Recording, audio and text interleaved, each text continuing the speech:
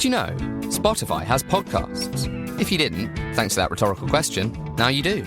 From true crime to music and comedy, there are thousands to choose from. Find all your favourites and exclusive Spotify originals.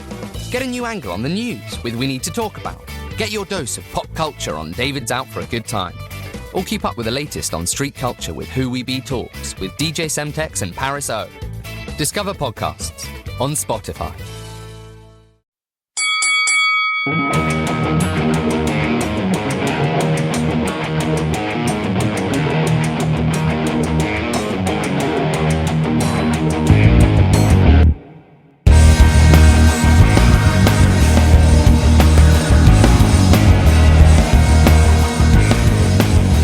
Welcome to Pound for Pound, the number one boxing podcast with me, Good and Mr. Spencer Oliver.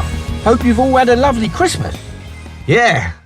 I hope you all got the presents you wanted. I hope the little nippers are like not driving you too mad, sort of new bikes and all that, and the little ones, and then it would be iPads, wouldn't it, and Fortnite latch-ons for the other ones. And unless you've got like teenage girls like us, and then the fucking presents get so expensive. They want makeup, designer trainers, designer clothes. It's hard, man. Yeah. So listen, get this podcast on. Get yourself out of the house. Get the dogs. Go for a little walk. Get yourself out of the house. You know, I mean, you've probably eaten too much. You're probably fucking stuffed up, and you're stuffed up, falling asleep, pissed out. Hungover, aren't you? Hungover. Get yourself out of the house. All right. Get this podcast in your ear holes. Get some fresh air in your lungs and sit down. Well, don't sit down, but just settle down and get ready for a fantastic guest. He's a good mate of mine. I work with him, and Mr. Danny Dyer. And what a great way to end the year for you guys. This is going to be the last show of the year. There's no episode next week. We're going to have a little week off. Just sort of. Get ourselves all fresh, ready for the new year. So the next episode will be back week after next, January the 9th. So this is the last one of the year, so make the most of it. Yeah, listen, we couldn't have finished on a bigger guest, Mr. Danny Dyer. Big boxing fan, Jake. Massive boxing fan, isn't he? As I said to you, like, we saw him, didn't we, the O2, probably, about a year ago? And he was doing a ring walk, wasn't he, with... Over a year ago, believe his it mate. or not. Was it, really? Yeah. A couple of years ago or something. Tommy DeGun. So we'll ask him about that. Yeah. Because I don't know how he knows him or what the relationship is. Also met up with him at AJ Klitschko. He was there as well. Yeah, Groves Frotch too. I was sat with him. We had a £500 bet that he lost. That was fucking quality. Did he get paid? There and then. No. Because he was betting Frotch, yeah. He had Frotch. I had I had Frotch. Well, he gave you 500 in readies? I had Frotch. He had Groves. Yeah. And, it was classic, mate. Like, wow. The Groves, literally, he hit the canvas and the £500 came out. And he put it in my hand before he'd even got up, before the guy had even started counting. Really? He was like, fucking, that's done, mate. Wow. Yeah, 500. Amazing. 500 Wicked. bags. Let's get this boy on here, mate. Let's see what's going on. Get the fuck about. So, relax, enjoy Mr. Danny Dyer. Danny, how are you, mate? What's happening, young man? What's happening? Well, listen, I'm sat here with Spencer Oliver. How you doing, Danny? You all right, mate? Cushy, mate. How you getting on, boy? All right? Yeah, not bad, mate. Not bad. Surviving in that tough world. Duo, that, and it's Spencer and Jake knocking about with each other. How lovely. Proper little outfit, mate. No, I'll take him out once a week, Danny. I think it's good for him. It's good for him. Get him out of the house. He's petrifying, isn't he, that Max Branning? Mate. You want to be stuck in this little box with him, mate? You don't want to have it with him, mate. I'm telling you, So how you been, Danny? You've had a busy night, and you putting the kids to bed and all that? Yeah, the old woman went to the gym. I couldn't say, listen, babe, what it is, Jake and Spencer are ringing me up, right? So couldn't elbow the gym tonight. So yeah, no, I've got little man to bed. My other one, she's all right, she's 11, but little man, he's 5, he's graft. Yeah. He's gone now, though. I've read him a couple of books. Oh, is he good? Bit of Shakespeare and that, as I do every night. And, start him off young, Danny, yeah? Another chapter. I'll take about 3 hours. But, they're out of the game now, son. I'm sitting here watching the old Derby Forest game. Oh, yeah. How's that getting on? Yeah. Yeah, 0-0, mate. Pardon me. Fucking hell, it's a bit of a boring game to watch, that, isn't it? Well, I'm only watching it because, it's a derby game, and they hate each other, Derby and Forest, and takes me back to my days doing my documentaries. You know, I met a few of the old hooligans from the old school. You still in touch with all them? Nah, listen, I've got a few pals from back in the day, I still talk to now and again, but there was the head of the Forest mob back in the day and the head of the Derby mob. They were best pals. So when they'd have the meet, they'd have to swerve each other, start swinging digs at people around them, you know what I mean? Hang around the back sort of thing. Yeah, so, yeah. But then they missed each other and that. Yeah, no, they did. They just acknowledge each other and then just go and run the other way and start chinning other people. It's mental. Oh, madness. That's crazy, man. Madness. They were good, them shows. I used to like them shows. They were, it's good, wasn't it? I mean, it's fucking years ago now, isn't it? Sometimes you've got to go off the track a little bit in your son, you know what I mean? You have. So, I've done that for Bravo, and Bravo has since folded the channel. So, Have they? Yeah, mate. I remember watching a couple of them. A couple of them got a bit heated, though, didn't they? A couple of geezers got a bit lemon on there. I saw a couple of them. Didn't one geezer... He kept slapping you or something, didn't he? No, that was when I done Deadliest Men. That was that was another one I done. That was a mercenary, bit of a lunatic. He used to stay out in the woods in Weymouth on his jack. Right? Yeah. So already I knew I was in trouble. There's a geezer's out in the fucking woods on his own, right? And he showed me the 1-inch punch. And fuck me. The 1-inch punch. Oh, mate, I remember it. That's what I thought. I was laughing and saying, fucking look on your face when he done that. Fell out. His teeth nearly fell out. His teeth nearly fell out. He said, there's 1,000 ways I can get you on the floor. I said, what, in a forest? That sounds nice, doesn't it? 2 geezers in a forest. But, no, he was an interesting cat. I met a few interesting people and that, to be honest with you, but it wasn't really ideally what I wanted to be doing, Yeah, basically. Well, no, babe, do you want to do it down here, or? Just give me 10 minutes, yeah? All right, sweet. Oh, yeah. Go on, mate. But as you say, it's nice to do other stuff, isn't it? But you're doing quite a bit of other stuff at the moment as well, Danny, aren't you? So you're doing Nativity, which I've done last week up in Oxford. Yeah, how'd it go, Jake? Was it all right? Danny, beautiful, mate. Yeah, I had my little boy Buster with me. He's on stage and all that. How lovely. And a lovely cast, mate. You'll have a fantastic time. What a show, mate. It's feel good, isn't it? We saw it in Milton Keynes. And, yeah, I've done a little bit of rehearsals last week. I open on Wednesday, so... Yeah. I'm looking forward to it, mate. I'll tell you, I think it's going to be a beautiful thing. I've never been so unprepared for a gig. No, it's easy. I think I had 3 hours rehearsal, That's all you need, really. Yeah, did you have a little sing-up? Did you do a little bit of singing? yeah. It's like that 2 little lines, isn't it? So I started, on the first night, I went into it, I was like, I'm going to fucking sing this fucking thing, you know what I mean? So, but I set off singing, and then I shit myself, and I started speaking. So it sounded, right. Drop it out. I went, you're not going to sing it on up, but I fucking shit myself halfway through. So I think you've either got to do one or the other, haven't you? You've got to go for it. Well, I'll have to see what happens with me. Do you know what I mean? I've got my daughter into the show as well, so there's a little scene with me and my daughter where we have a little sing-up at the end. Nice little moment. Have yourself a merry little Christmas. All that game, right? But, that weren't bad, actually. Listen. I'm looking forward to it. I mean, it's a lot of graft, 20 shows over 10 days, but it's a good bit of work, and I think it's about time I got involved in a musical, boys, to be honest. Yeah, I've swerved it for many, many years. They've been after it for years. It's just another thing to have on the old CV, really. It bulks it up a little bit, doesn't it? So, and then, talking about bulking up, and then you're doing a play with The Hobbit, aren't you, in the new year? And then I'm doing a play with Martin Freeman, a Pinter play, the Dumbwaiter. So I get a couple of weeks off as of New Year's Day, and then I'll start rehearsals for that, which is a proper play, mate. No fucking about with that one, son. Beautiful, yeah. Nice. But you know what? No singing in that, Danny. No, there's no singing in that, mate. But intense, concentration. Just 2 actors on. Listen, stage, mate, it'll be lovely to see you back on stage because you've done a lot of theatre back in the day, and in Korea. And I think it's I think people will be surprised, mate, to see you back on there. It's fucking mate. Fucking do there and deliver project, really, and I'm very grateful they've allowed me to do it, but 700 shots a week, Jake. I mean, it's hard work, living off that, son, isn't it? I mean, it's the most credible thing you'll ever do. I've never understood that with our games, you know what I mean? Like, the fact that, doing theatre, like, really credible stuff just pays you no dough. Oh, it's no fucking dough, is it? Like, half of that is tax, 10% is your agent. You'll probably walk away with what? You're left with a bit of fag money. 250 quid a week, isn't it? Yeah. That's what I'm saying.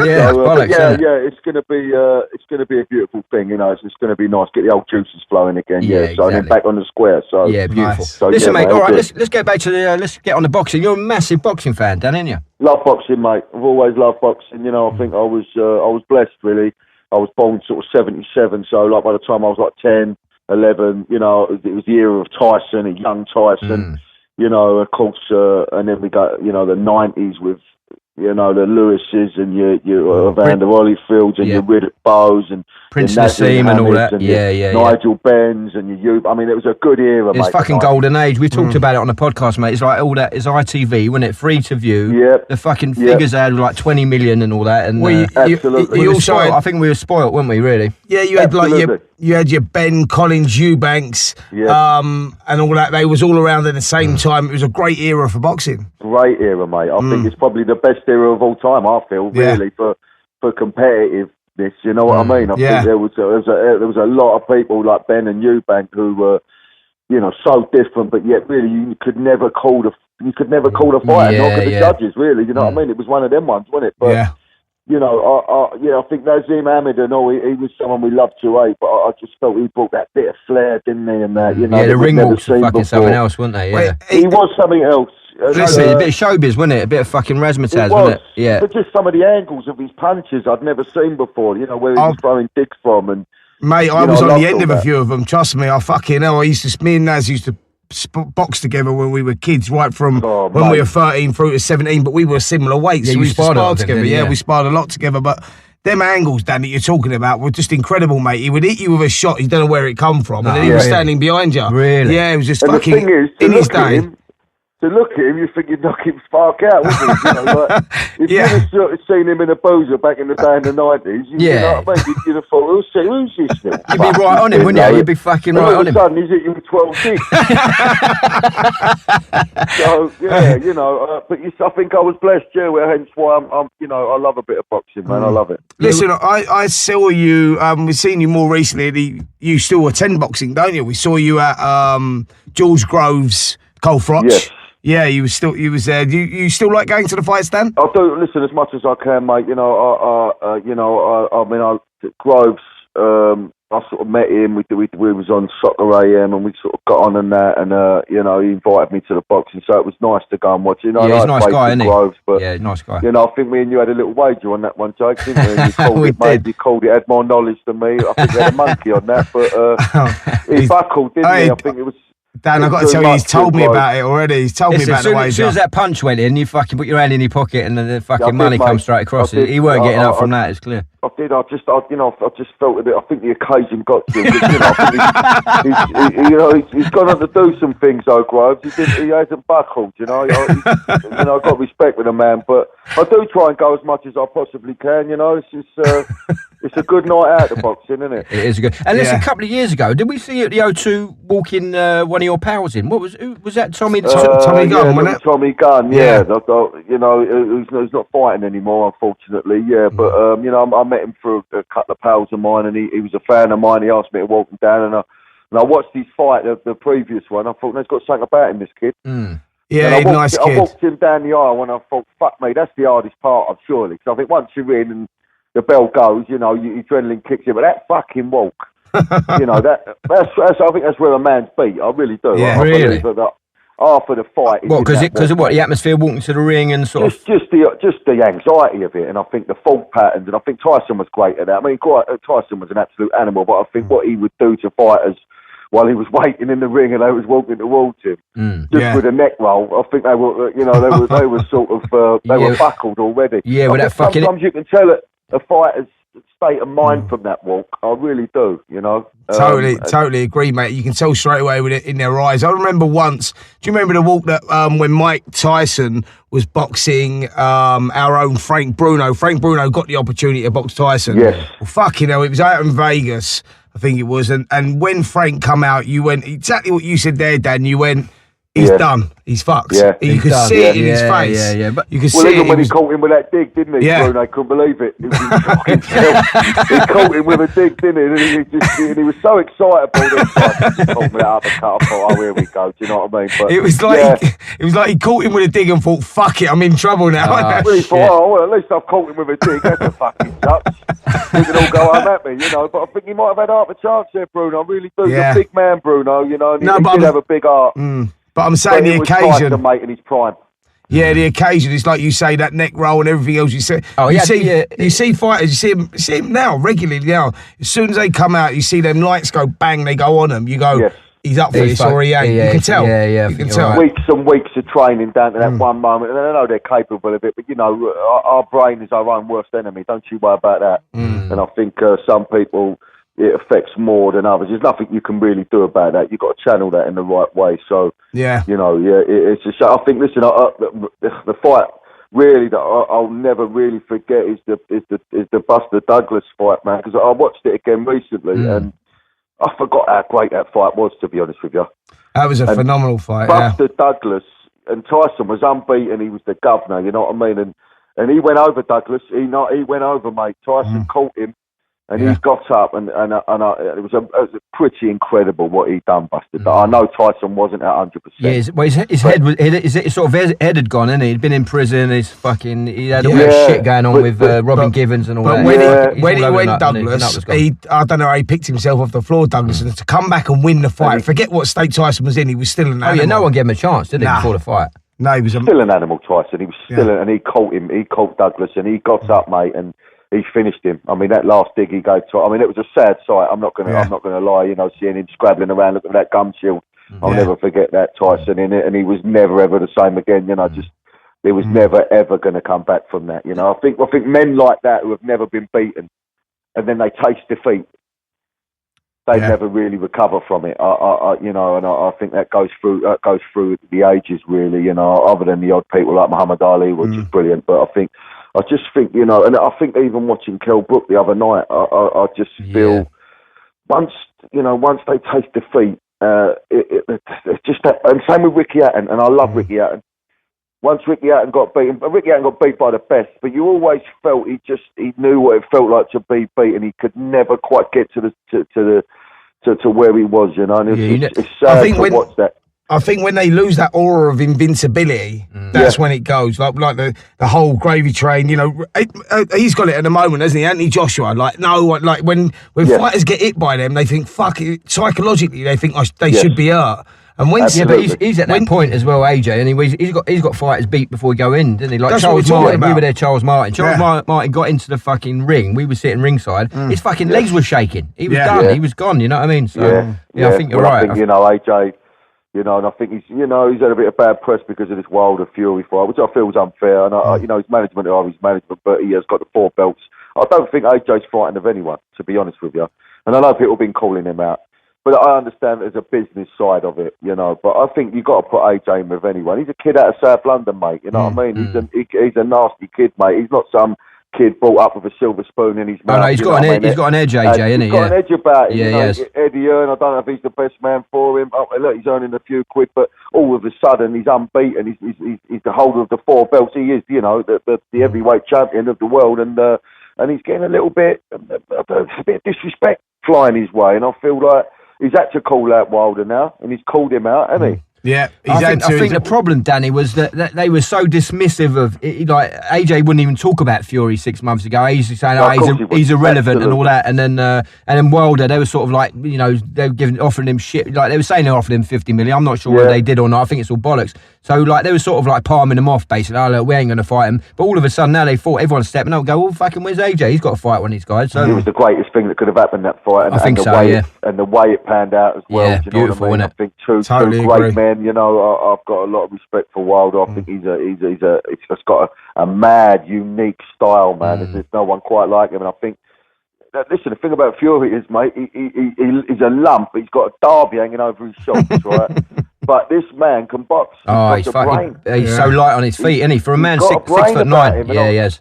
And these fighters get in with him, and they're like cut like they're out of granite, and they just can't deal with it. They think, fuck man, how's this geezer moving like that? and let's be fair, I mean, look, Wilder caught him twice in 12 rounds. Yeah. Really. He dodged these digs, and of course he caught him fucking flush, and he got up, but I mean... How did he get up? How did he fucking get up from that? Mate. I don't know. I do believe maybe, you know, spiritual people, you know, they're into God and that, and I feel there's something that's embedded in their fucking brains because, mate, at 5, he's just something pinged in his eyeballs, mate, like someone had jacked something up his fucking arse. I don't know what happened. It was incredible, mate, and I thought, go on, my son, because of what he's been through, you know, this man, and, you know, I love Fury, man. Same. He's one of your own, and he's a fighting man. And I've got nothing but respect for a fighting man who goes over to LA and has a tear up with a geezer bowling in with a fucking mask on, looking nasty as fuck.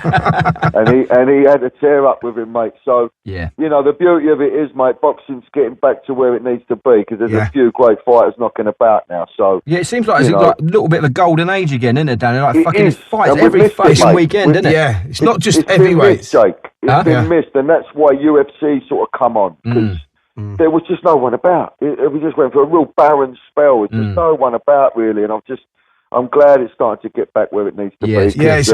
It's sort of flying through all the weight divisions as well, isn't it? Yes, we got the heavyweights that are flying the flag. It's filtering down, isn't it? But it's filtering down, mate. Every weight division now, there's big fights out there, and also we've got so many TV stations jumping back on board. ITV have now come back in. They've done a deal with Al Heyman. They're doing stuff. BT are doing massive stuff. Sky always flying. Yeah, fucking it's loads, mate. No, it's good for the sport, mate. Listen, Dan, talking about yourself, have you ever boxed yourself? Not really, son. I mean, I sort of had I was wrapped around little boxes. I come from Canning Town Custom House, which is a very, there's a few little boxing guys, West Ham boys around there, and I was brought up with Bradley Stone and Kevin I used to spar with Bradley Stone, Danny Lear, So I understood what it entailed. There was a few boys that come out of the manor, but they lived and breathed it. And I think that you've got so many temptations around you of drugs, crime. It's you've got to live and breathe it. And there was only a few, and even like Kevin Lear and Danny Lear, who were great young fighters who just they sort of went the other way with it. They'd have a fight, and then we watch them up, you're going, and they bang on it after. You know what I mean? All up the boozer, and it's all a bit like they're still one of the boys, and whatever. Bradley Stone, which is just a fucking travesty, to be honest with you. So I've never had the art, and I understand what it entails. It's got to be your life, and you've got to eat healthy, and you've got to stay away from booze, you've got to stay away from birds to an extent. So I've got nothing but respect for that sport, man. I really do. I think it's got to sort of come through the family. Your old man must have done it, or your uncle, or and then it's embedded in you from a young age. So a little bit like the Furies, isn't it? Yeah, in a way. I think that is quite across the board. You get a lot of families, like historically, that have. Yeah, it's a very working class sport, boys, and I think if you are from a working class area, like I said to you.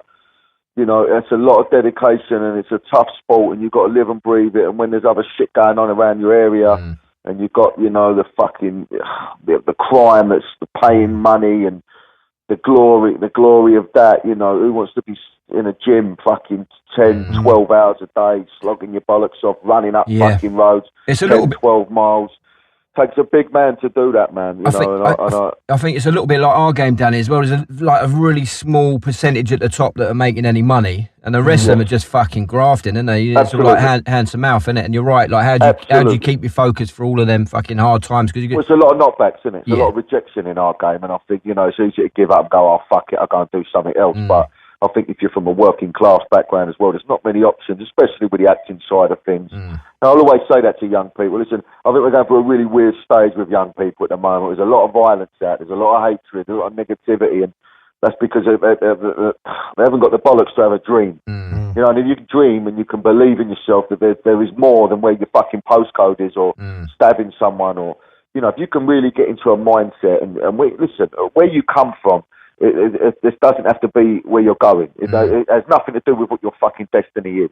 And I think so many people at the moment are just written off because they come from poverty and fuck all. And so you just get into that mindset.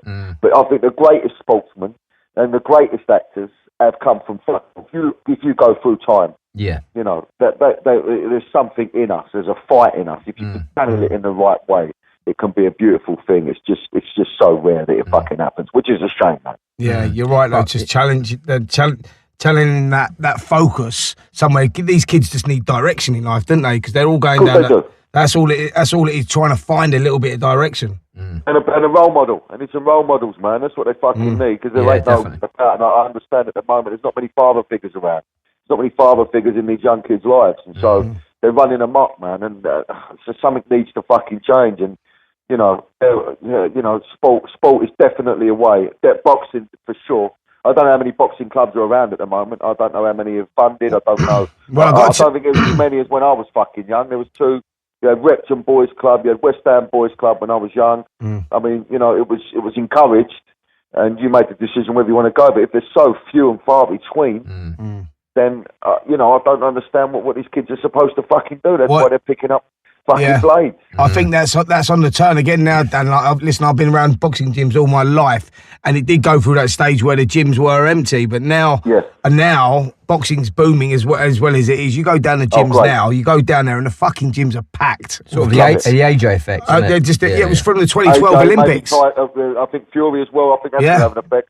Well, 2012 Olympics with all the kids doing so well in the Olympics, James DeGale and Nicola Adams, etc., Anthony Joshua, with all those flying the flag, the gyms just started getting busy, and now boxing's become really fashionable. Yeah, but I think it's on a big turning point. I think there's more. I think it can go further. I think they really need to push it further. We got invited to go House of Commons this year, and there's a committee there, and they're trying to get boxing into schools and trying to like really build it up to kind of, because they think it's got really social benefits and all that. Exactly what you're talking about. I mean, I'd stay away from that fucking gas. Jesus fucking Christ. Spencer ain't been walking the same since he came out of there. I was sweating a little bit in there, Dan. I went down there. Jake wouldn't come with me, so I went down there. I'll tell you what I was there with. I was there with Ricky Hatton. So I was all right. We just ended up on the piss. You should have chucked a few A-makers in the mix, you know what I mean?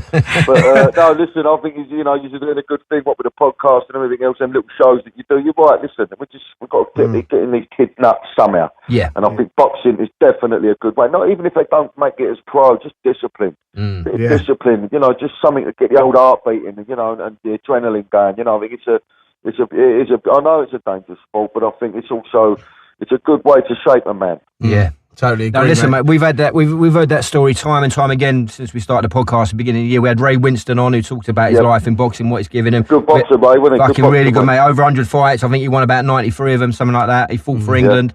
We had Bugsy Malone on, who's fucking going down the wrong path, and boxing turned him around. So we've heard that story over and over again, Dan, and I think you're 100%, mate. It's definitely gives kids a focus and a bit of self-respect, isn't it? And respect for other people. Absolutely, mate. Absolutely. Yeah. Listen, mate, we've got someone who wants to have a quick chat with you.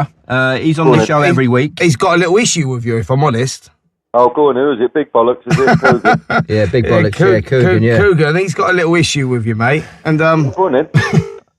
He fucking wanted to come on. He begged us, didn't he? There he is. Hello? Yeah, Kugan, you got your chance to say your bit to Danny. He's on the other line, mate. Here he is, the poor man's fucking Romesh. Poor man's Romesh.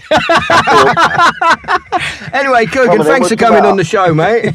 What's the matter? You alright? Lovely. Yeah, a little freeway, heading on four-way. Go on, what's the matter? What you got to jig about? Can you hear me? Yeah, I can hear you, yeah. Hello?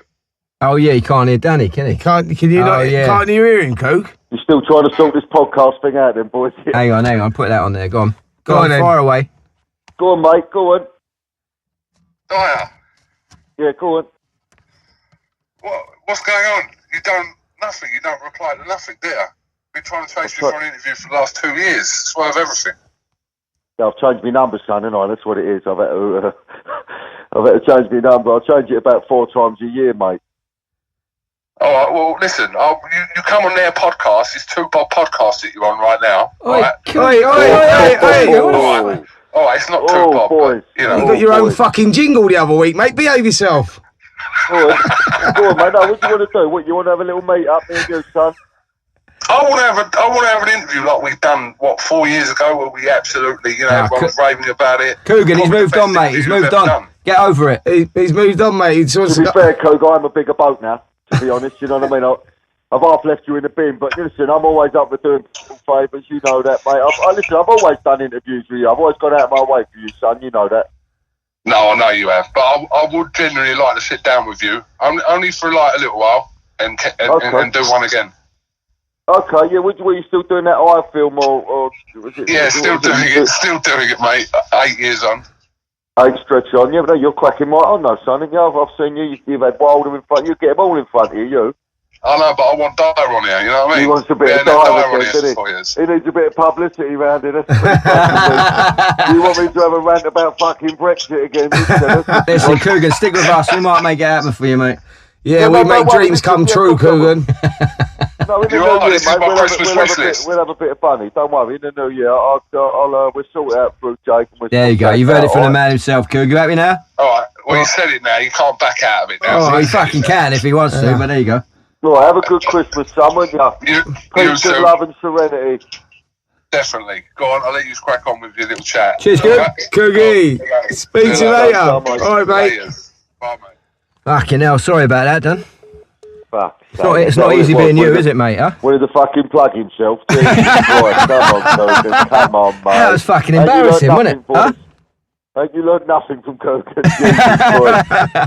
Oh, brilliant, mate. Yeah, that's good stuff. Listen, I don't know, we were doing a little bit of research about you, Danny. Mike Tyson, there's a quote from him. He says, I love Danny to death.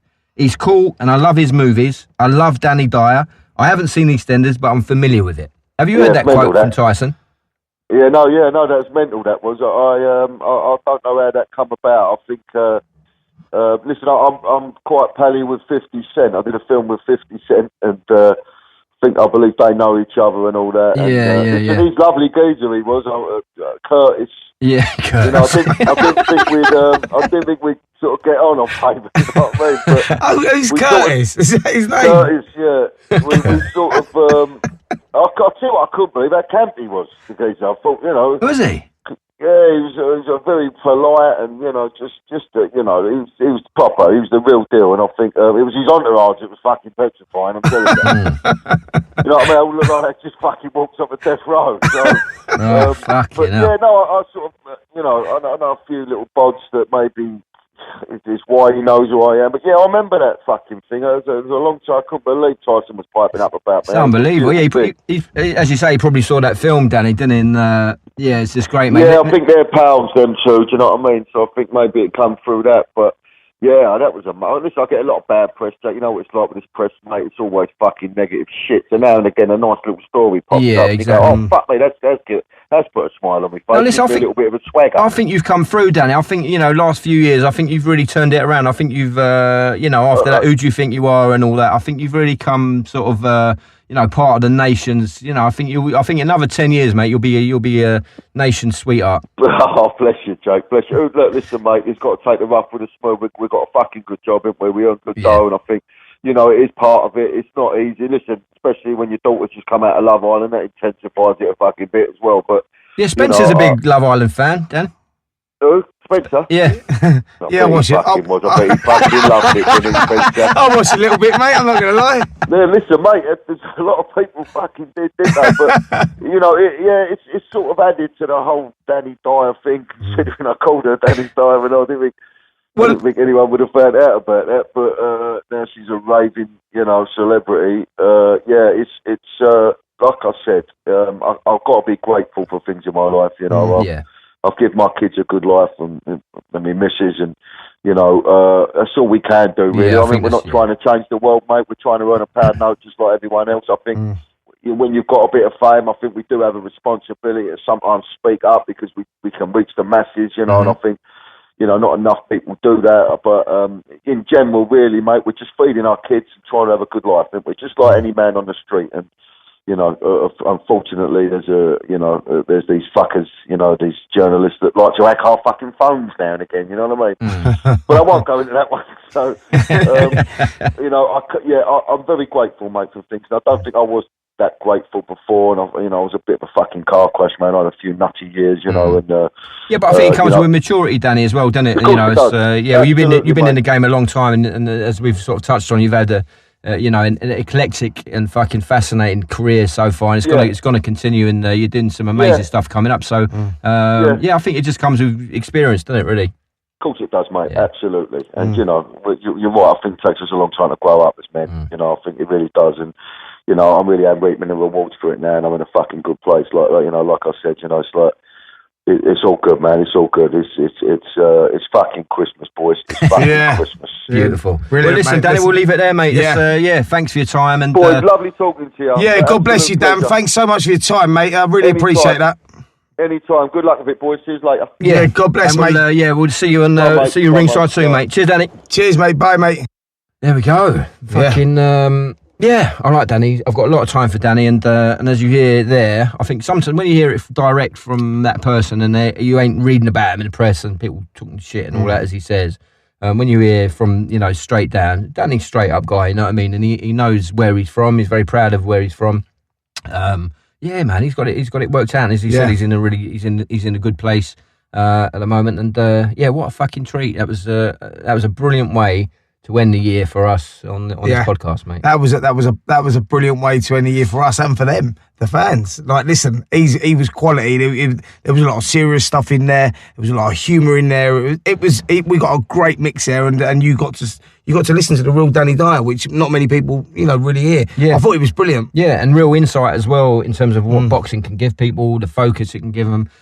He's seen it, isn't he? People, friends of his, gone through it, give them focus, bit of direction in life, and we've talked about that all year, Spencer. And it's it's just part of the sport, isn't it? Part of the sport we love. It's just that will always be a part of it. It will give kids focus, discipline, self-discipline, respect for other people. And as Danny was saying there, we need a bit of that in this world at the moment. Definitely.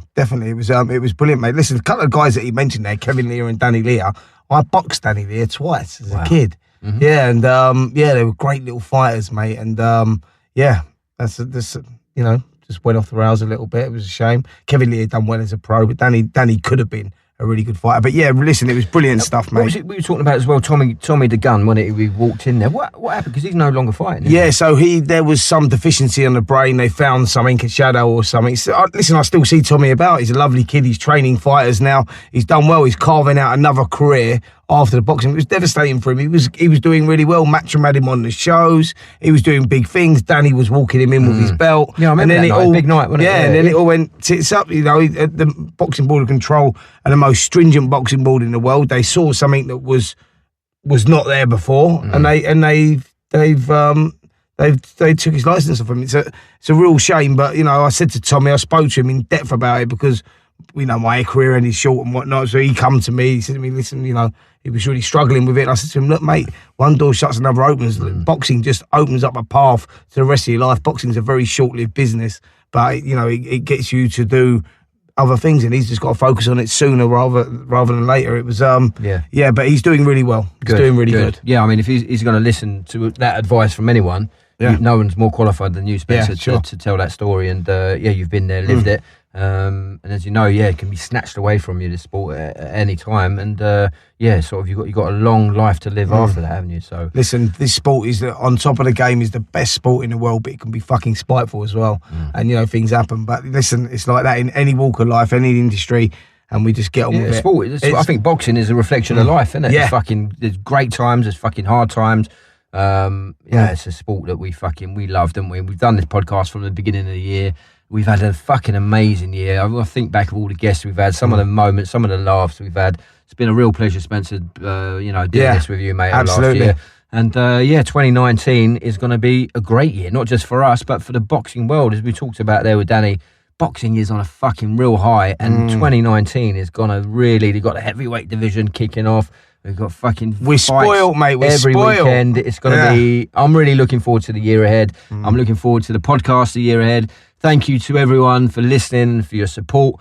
I hope you've had a fantastic Christmas, and we wish you all the best for 2019. We'll be back on Wednesday, the 9th of January. A couple of weeks break from us. So, enjoy the break from us, and we'll be back bigger, stronger, better. And, we've got some amazing people lined up, as always. Yep. I want to wish everybody a very happy new year. Can't wait for the podcast to continue growing in 2019. Hopefully you'll all be with us. Tell your friends about us, and, have a good one, guys. Pound for Pound is a Boxing with the Stars limited production, created by Ross Siegel, produced by Spencer Oliver, Jake Wood, Ross Siegel and Alex Siegel. Music by Keith Atack, graphics by Lolly Edwards. Kugan's theme tune written and sung by Ricky Wilde. This podcast is hosted by Audio Boom and edited by Zach Brown. You can find us on Twitter and Instagram at Pound Podcast. Thank you for listening. Happy New Year. We'll see you in 2019. Happy New Year!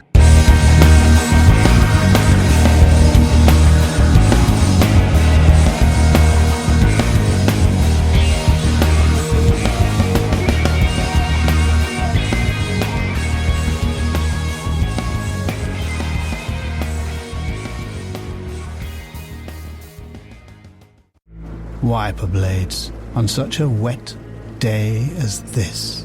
Squeaky, streaky. Rain rattles your windscreen, smears rattle your confidence. Can't see, can't drive. Can't believe you haven't been to Halfords yet. We fit new wiper blades on the spot from just £2. And we're open late, 7 days a week. Find your local store now at halfords.com. Ready for winter's worst? Ready for anything. Halfords, for life's journeys. Wiper blades sold separately. Selected vehicles only. In most stores. Opening times vary.